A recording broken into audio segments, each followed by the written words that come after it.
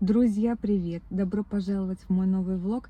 Не планировала его сейчас начинать, но раздался звонок, и мне рассказали такую историю, я не могу с вами не поделиться. Звонит мне моя клиентка, которой мы покупали квартиру 1,5 года назад. Это было дело на новогодние праздники. 8 или 9 января мы ей купили однокомнатную квартиру в Санкт-Петербурге.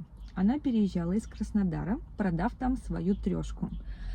Сейчас речь не о том, что там дешево, здесь дорого, о том, что человек, продав трехкомнатную квартиру, вещей очень много, упаковала все в коробки и переехала с котом. А коробки должны были быть отправлены ПЭКом. И вот в новогодние праздники ПЭК что-то там затормозил, и пришлось просить новых собственников, чтобы они помогли с отправкой.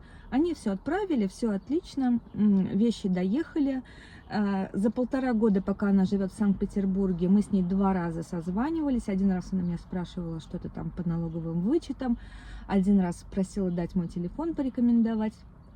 А переехала она к сыну, он здесь живет с семьей, уже внук подрастает, она сама в возрасте где-то 63-65 лет, хочется быть поближе к своим детям. Так вот, звонит мне и говорит: Юля, я возвращаюсь снова в Краснодар, помоги мне продать мою квартиру в Санкт-Петербурге. Я говорю: так, стоп, подождите, что значит возвращайтесь в Краснодар? Вы всей семьей возвращаетесь? Нет, я одна. Я говорю: ну, что-то не то? Она говорит: да нет, все то, замуж выхожу. Я говорю: как замуж?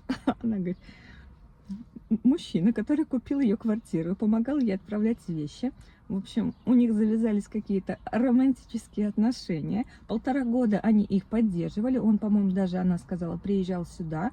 В итоге он ее позвал замуж и быть хозяйкой той своей квартиры, где он уже сделал какой-то ремонт. И она говорит: я люблю мужчину этого, я хочу, в общем, жить с ним. Да, дети детьми, но вот свою жизнь нужно устраивать. Сижу под впечатлением, ну надо же так. Я говорю: давайте пока не будем эту квартиру продавать, потому что, ну, всякое может быть. Давайте ее сначала поздаем, а потом как бы продадим, будет вам дополнительный доход. А она говорит: ну хорошо, я подумаю. Но вообще, говорит, я не хочу никаких там всяких случаев. Я вот выхожу замуж, и все, я настроена по-серьезному. Так приятно, я под таким приятным впечатлением. А говорят, люди не способны сейчас на большие чувства. Вот, пожалуйста, пример. Если бы мне кто-то это рассказал, я бы, не знаю, поверила или нет, но вот когда я сама это слышу, снова Краснодар, снова своя квартира, но уже с мужем. Очень приятно, необычно. А я еще спросила про этого мужчину, он покупал, он как бы был женат, она говорит: нет, ну мы, говорит, с ним близко не общались, потому что, ну так получилось, что, ну, купил и купил, вот помог мне там с переездом. Я, говорит, уже не вдавалась в подробности в его семейное положение, говорит, знала только, что у него там с ребенком какая-то трагедия, но я, говорит, не вдавалась в подробности. Вот теперь вдалась в подробности. Ой, ну вообще. Я ей спрашиваю: а вам в Питере-то понравилось эти 1,5 года жить? Может быть, он сюда хочет переехать?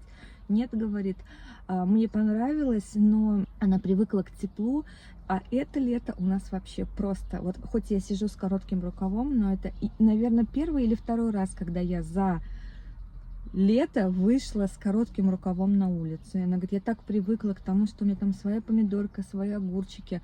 А здесь, говорит, я до сих пор хожу чуть ли не в сапогах. Ну, в общем, приняла решение вернуться в Краснодар. Сколько еще таких историй я услышу. Вообще, когда люди покупают или продают квартиру, это всегда какая-то жизненная история, это не просто сделка. И часто мне рассказывают, что, ну, какие-то такие свои личные моменты.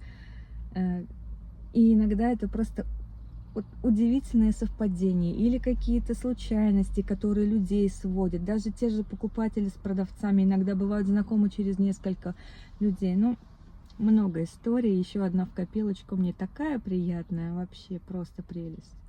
Пусть они будут счастливы. Сижу, жду дочь от стоматолога. Удаляем с ней 8.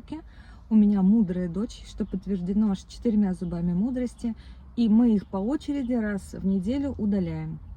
А сейчас уже 3-й зуб. Я немного волнуюсь, потому что сегодня удаляют нижнюю 8, а это всегда дополнительный отек, задействованы лицевые нервы. Но я надеюсь, что все будет хорошо. Врач хороший, нашли по рекомендациям с очень хорошими отзывами.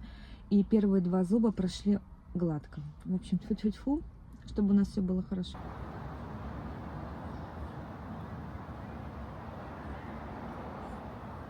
Встречалась с Мариной, это женщина, про которую я вам рассказывала, которая решила продавать квартиру, потому что возвращается в Краснодар и выходит замуж. Не удалось мне ее уговорить оставить эту квартиру хотя бы еще на 1,5 года, потому что у нее срок владения получается меньше 3 лет, и она попадает на налог. Ну, они уже приняли решение со своим мужчиной, что она возвращается. Я спросила, для чего продается квартира. Они хотят купить дом. То есть она продаст эту квартиру, купят там дом, но не на все деньги. Часть средств все-таки мы оставим в Санкт-Петербурге, купим студию, потому что недвижимость в Питере все-таки котируется всегда, продать можно достаточно быстро и сохраняет свою цену гораздо лучше, чем недвижимость вторичка в регионах. Надеюсь, меня слышно хорошо, недалеко дорога.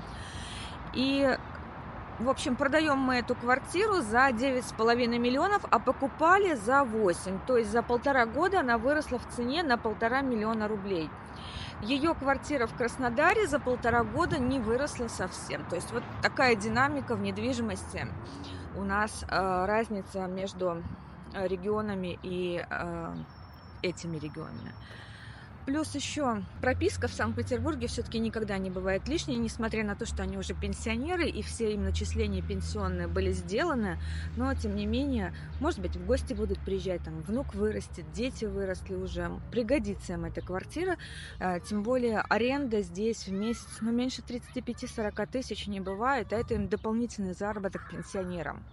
Напишите, кстати, были в вашей жизни примеры, когда люди старшего возраста, уже такие, как там 50-60 плюс, устраивали свою личную жизнь.